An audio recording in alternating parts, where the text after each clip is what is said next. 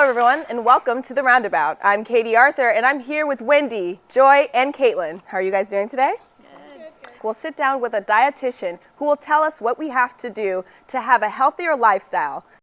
I'm Wendy Bosch, and I'm here with Laurie Shlussel, a registered dietitian and a professor here at William Paterson. Laurie, thank you for being with us. Sure. For those of us that don't know, what does a dietitian actually do? Okay, so a dietitian works with individuals and their families to try to make sure that they eat healthy and actually to prevent diseases. So it's a really good profession. So what advice, for starters, would you give to someone who is not eating healthy or is trying to eat healthy? What should they stick to? What should they do? Okay, so if you don't really know what to do, a really good place to start would be at myplate.gov. And what you would find is what the new icon is for how you should divide up your portions. And so I think this is a really good way for you to figure out what exactly it is to eat, and you get the concept of fruits, vegetables, grains, protein, and dairy products. Okay. And also, we all know that there's multiple excuses that we can throw around about keeping our diet going and maintaining. I know that I always say I want to start a diet. Week later, I'm done with it, and I already had forgotten. What do you suggest for that? How do you keep going? Okay, so what you can do is just really try to figure out what's in it for you. Do you want to get into a dress? Do you want to make sure your hair is nice and your skin stays nice? And try to stay focused on that kind of a target.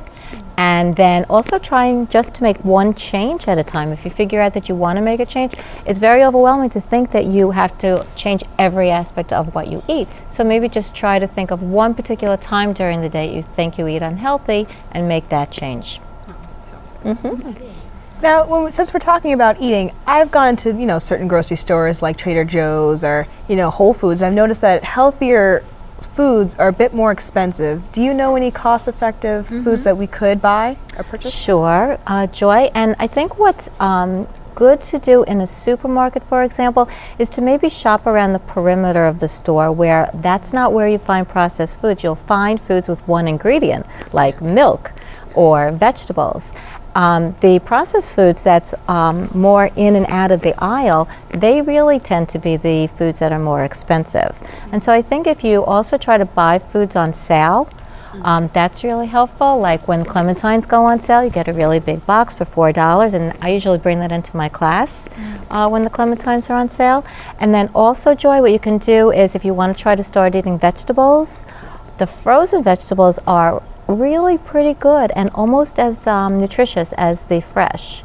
So I think those would be some ways to save some money. Thank you. So what are some common foods that people who are trying to eat healthy should avoid? Okay, so that's a really good question because we hear so many different things. Oh, eat this and eat that. It's really, really good for you. And what I find a lot is people eat a lot of nuts.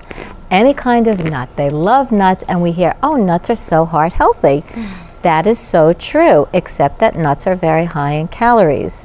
And so if you really want to watch your calories, you need to portion it out. And so maybe 10 nuts would be your serving size. Okay, and the other thing that people do is they use a lot of olive oil. And again, we hear olive oil is so healthy, it's great for your heart. And yes, it is, except that in large quantities, it again will contain too many calories, more than what most of us need. The last thing, which everybody loves, are avocados. And avocados are also great and heart healthy, but if you eat the whole avocado every day, you will get a lot of calories. So I think you have to balance the healthy aspect of the food with the calories.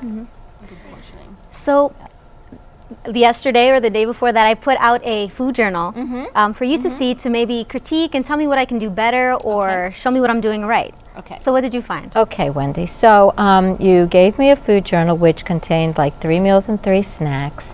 And I thought it was really good that you actually ate every few hours. And I thought it was also very good that you ate something in the morning so that you had something to start the day.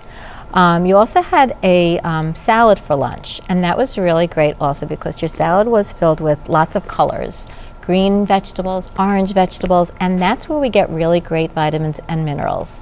And so I think that was really good. And fiber. Fiber is very, very important. And at one meal, you went to Subway, which can be a really good place to go. And you had, exactly, your car drives right there. And you had the Italian sub. So when I looked up the Italian sub, I noticed that it was very high in fat and very high in sodium. And so those are things that we want to be careful of. We want to prevent heart disease by eating low-fat foods, and we want to watch our blood pressure by avoiding high sodium foods. And so if you need to go to Subway, just switch to a leaner kind of meat. And you put some vegetables on your sandwich, so that was good. And I think if you just maybe switch to a roast beef or a turkey instead of the Italian cold cut. So some more of the drier meats, or? Yeah, they have less fat, exactly. The sodium was a little bit less, but the fat was greatly reduced. And if you reduce your fat in these sandwiches, you'll also reduce your calories. Thank you. As college students, a lot of us have energy drinks. There's energy drinks available in the store. But do you know any alternative ways that we could avoid those? Any drinks that we could actually consume instead? Okay, so with the energy drinks, they usually have the caffeine, which is what you want. You want a little bit of an energy boost. They also, some of them contain a lot of the B vitamin niacin, which can actually cause a side effect called flushing, almost like just a very hot sensation and very red face. So if you have that experience with the energy drinks, that's the reason. I think that after a workout, depending on what you're doing, if you are just maybe spending 30 or 45 minutes after a workout, you really will do fine with water or even some of the beverages like Gatorade. So I'm not sure that an energy drink would really be necessary, and so I really tend not to recommend them. It pumps up your energy anyway when you exercise. It does. It does help that. Okay. Thank you so much for being with us, Laurie, and giving us healthy tips to help our lifestyle.